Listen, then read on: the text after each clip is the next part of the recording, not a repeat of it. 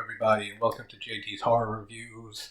I've wanted to do this for a while now. I've been a horror fanatic since I'm 5, 6 years old when I first saw Halloween and the Friday the 13th series, and just got fascinated with the genre since then. A little young to be watching those movies, but something I notice is that a lot of us horror fans start very young.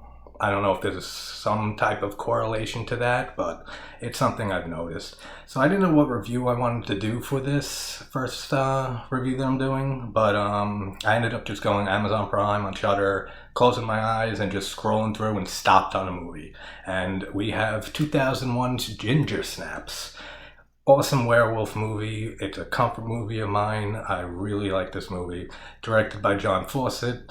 I don't know anything really else he did. I know he directed a horror film, The Dark, a few years later, but besides that, I'm not really sure if he did anything else. But very, very good directing in this movie. So we have the Fitzgerald sisters, Ginger and Bridget, who are outcasts and basically don't know where they fit in life, and they have a suicide pact since they were 8 years old, I believe, to be out by 16 or dead in the scene or together forever. And we open up with the scene with a mother raking her yard with her child, her little toddler child, in the sandbox. And there's been reports of a beast of Bailey Downs, the town they live in, that's been attacking animals and pets, and they don't know what this animal is. So the toddler is playing in the sandbox and ends up having blood on his face. The mother notices and finds their dog's paw in the sandbox and screams, and then we get a really good shot of, I like how they zoom in to the doghouse opening and into it. Really cool shot. We have obviously Katherine Isabelle playing Ginger in this, who I absolutely adore in everything I've seen her in. American Mary, the Friday the 13th remake, anything that she's in, she's just absolutely stunning, and I think she's a great actress. Emily Perkins is also on this as Bridget, and she does a great job as well. Little overacting at some times, but believable enough. She does a decent job. And we have Mimi Rogers as the mother, she's just a funny character, man. She's just very nonchalant and just in her own little ditzy world. And she has I like the little banter she has with her husband all the time, that she's just always says to him at one point, just go live in your own little world, Henry. And he just seems to not care about anything and just blows anything that their daughters do. Pretty much blows it off, and the mother just doesn't know how to deal with that. They have a unique little chemistry there. So then we see the opening credits, which is basically the sisters' art project, which is filled with scenes of fake death scenes and everything that they put together. There's some cool looking shots in there, like Ginger with the lawnmower, rolling over her. The one with the pennies in the eyes is a cool shot. Bridget in the freezer, which is actually pretty cool foreshadowing of a scene later on. And the teacher is obviously horrified by this project. I thought it was a great project. If it was me, I'd just throw them the A. But, I guess this guy just couldn't deal with the intensity of it, I guess. So there's playing field hockey, and we meet Trina Sinclair. What a bitch. This girl is such a bitch. I've known people like this, and she deserves not everything that happens to her in this movie, obviously being killed, but she definitely deserves the ass beating she gets from Ginger later on, for sure. So Trina is on the field, they're playing field hockey, and Trina pushes Bridget into the corpse of a dog who's laying on the field that somehow nobody seemed to notice until that exact second. But if I was Bridget, I would take that dog carcass and I would beat Trina over the head repeatedly until she was unconscious. But that's just me. Bridget doesn't handle it that way. She just kind of runs off, and Ginger says, "Don't touch my sister ever again," which we see later on she does not adhere to that warning.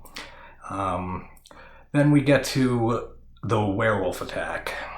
She ends up, both of them, the sisters, are late menstruating. Bridget's 15 and Ginger's 16, and they both still have not gotten their periods. So, and this whole movie is a great little metaphor for the changing into a werewolf is equal to changing into womanhood, transforming into womanhood, getting your period, and growing into a woman and everything, the changes you go through. So it has some good symbolism there.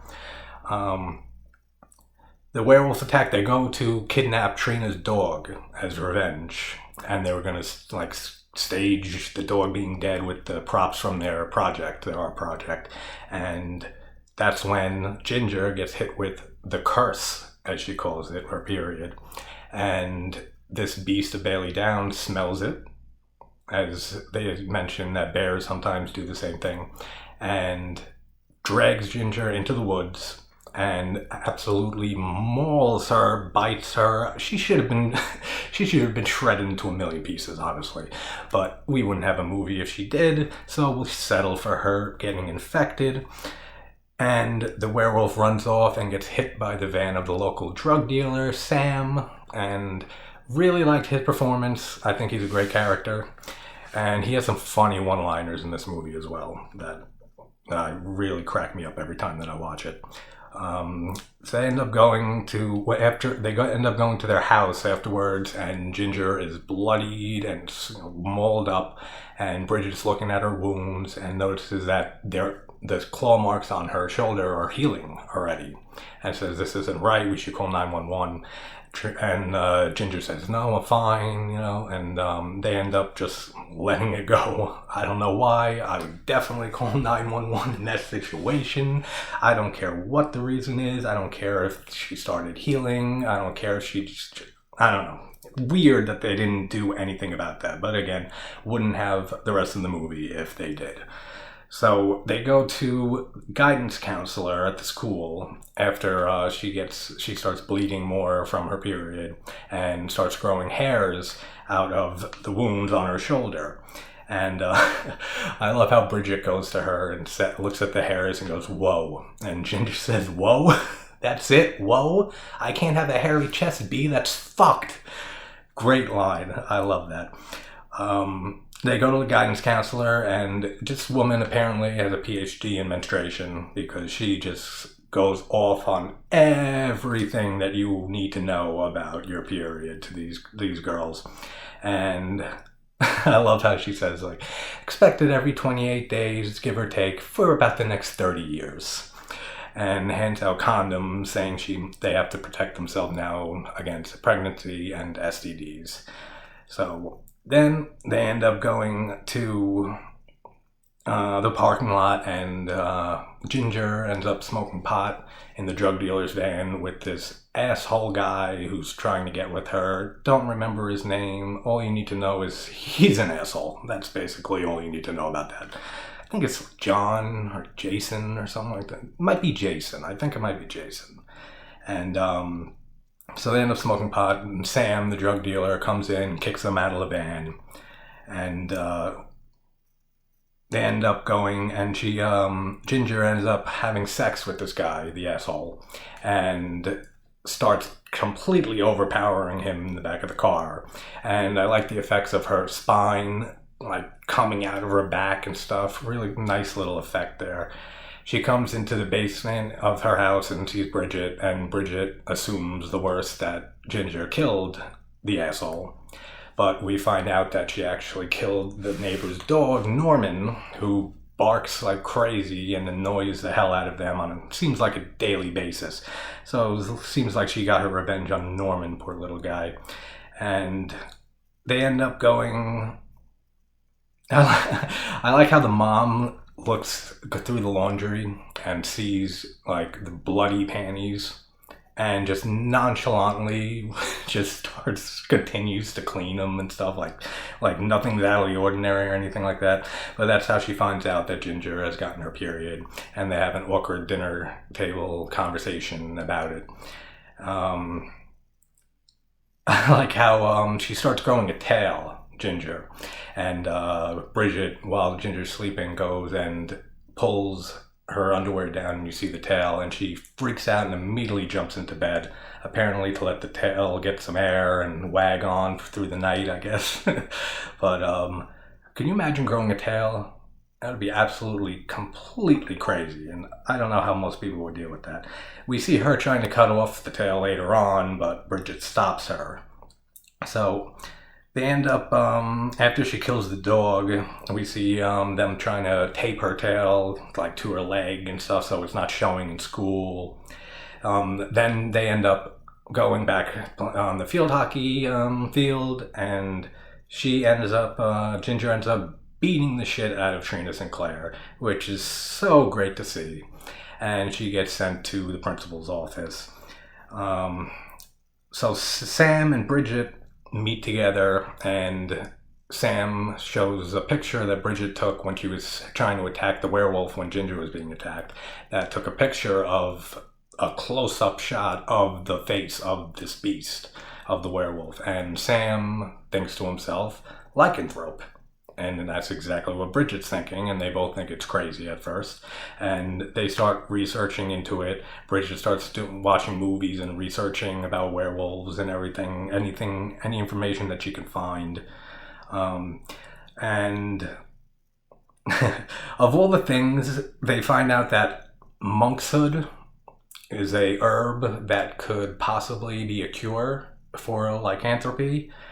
And of all they say that it only grows in the spring, and I just thought it's funny, of all the things that the mom brings home a little later on is monkshood. Come on. Like, what are the chances of that? The one thing that they need is exactly what the mother brings home, like, that day or the next day. Little far-fetched. They talk about the monkshood. Then they end up meeting up with Trina again, and Trina is giving them shit again, like always, saying that they took her dog. And Ginger comes and starts wrestling with her and trying to beat her up again. And Trina gets away and grabs a knife and threatens to, hurt them and stay away from her. And she ends up slipping on spilled milk and smashing her head against the countertop and dies. So, didn't deserve that, obviously, but it was technically an accident. But they end up really fast thinking, which I really liked that the first time I saw this, that because of their death project they hear their parents coming home, they move the body quick, and they have Ginger lay down in the blood, pretending that it's for their, another thing that they're doing, similar to their project. Very smart thinking. I like how Ginger says to her dad, it's corn syrup, and she holds up her hand, and you want to taste? And then Bridget looks at her like, you're fucking insane. What if he said yes? Nice little scene there. You don't see many old Asian janitors. I don't. I don't know, maybe people have. Doesn't seem like a common thing. I think I've maybe seen one. I've seen one in this movie. That's it. I've never seen another one. Just a weird observation I had. But you don't see that very often. She ends up locking Ginger in the bathroom so she can try to get the cure ready for her. And Ginger ends up, before that, having sex with the asshole, Jason. Like I said, might be his name, pretty sure. And that ends up infecting him also with this werewolf infection. And he starts growing a tail too, and he kills his dog. So Bridget ends up trying to use the cure on him first to make sure that it's safe and actually works. When has there ever been a movie where the cure for whatever infection that they say, we don't even know the dose, we don't know how much to give, metabolism, everything like that, and it always works perfectly? I don't think I've ever seen a movie where they have the cure that they don't know, we don't know the dosage, we don't know how much to give, but then it always turns out fine, and they were completely fine guessing the dosage and everything, no side effects. I don't know, it's like that in so many movies, but So then they end up, after she locks Ginger in the bathroom, she goes and uses the cure on the asshole. And then when Ginger comes back to school, she breaks out of the bathroom, comes into school, and she has like gray streaks in her hair. Hot as hell. Love it. And she ends up getting called into the guidance counselor's office, and the guidance counselor actually gets murdered by Ginger, and Bridget comes, sees what she did, and she starts freaking out. And she a really great shot when after the janitor ends up showing up, and Ginger ends up killing him as well, which Bridget is very upset with, and says to her that you like this, you enjoy ripping people apart. And Ginger starts explaining how it feels to kill. And there's just great lighting in that scene where there's just red light on Ginger's face while she's explaining how it feels to kill. She says, like, it's like touching yourself and everything. It then hits the button every time, and you see fireworks, supernovas. Nice little dialogue there. The mom ends up in their backyard with the father. Father finds Trina Sinclair's fingers, two of her fingers that they chopped off because they put her body in the freezer to avoid the parents from finding her. And then they end up moving her and burying her. I think it's in the shed or something like that. They end up burying her body in the shed. So the father and the mother find these fingers, and the mother just says, "Oh, Henry, it's just from their art project. They're fake." And she puts them in a little Tupperware container, and you can see that she says that it's fake to the husband, but then she leans against the fridge and sighs like she's very worried. So you can see that part of her is thinking, oh my God, what if this is not fake?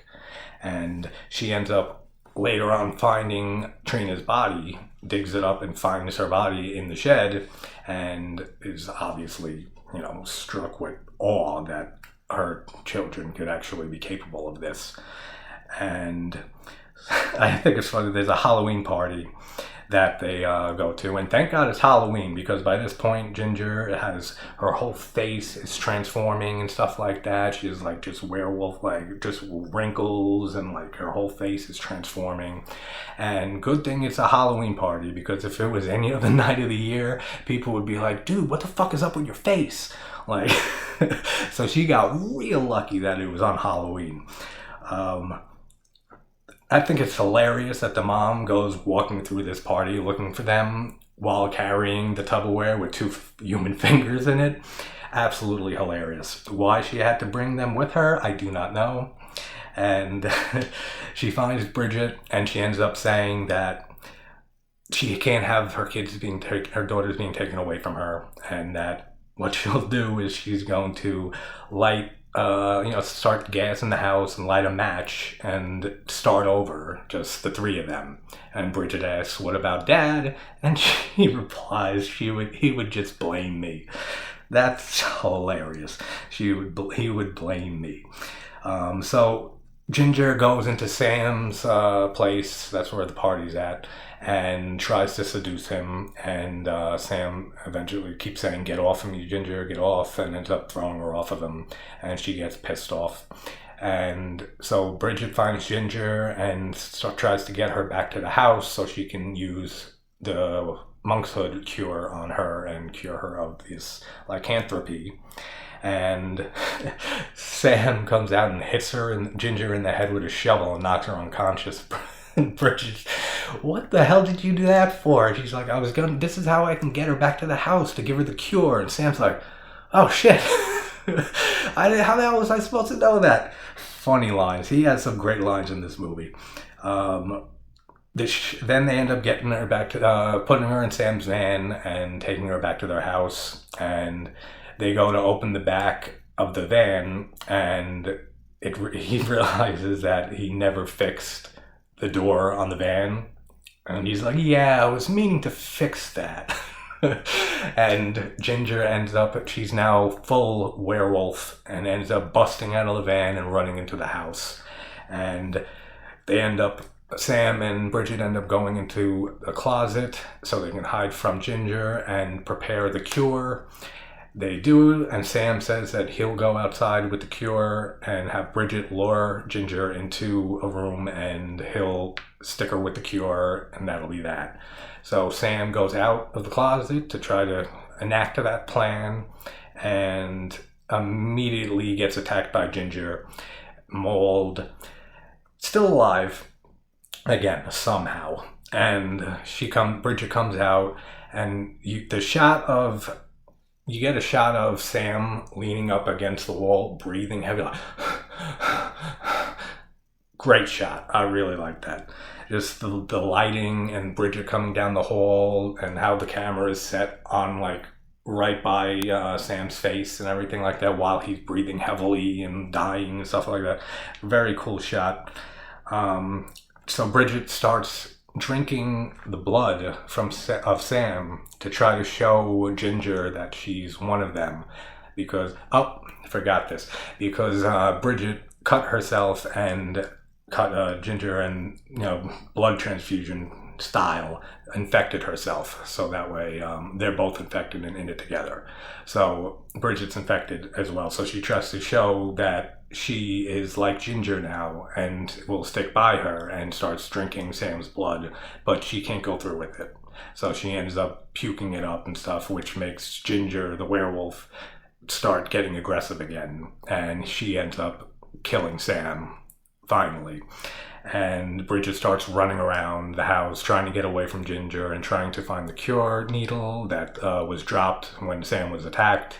And eventually she gets Ginger back into their bedroom, which I thought was a nice, clever touch to have them end this in the room that they grew up in, that the unbreakable sister bond has always been, and just thought that was a nice little touch of having it end in their room like that.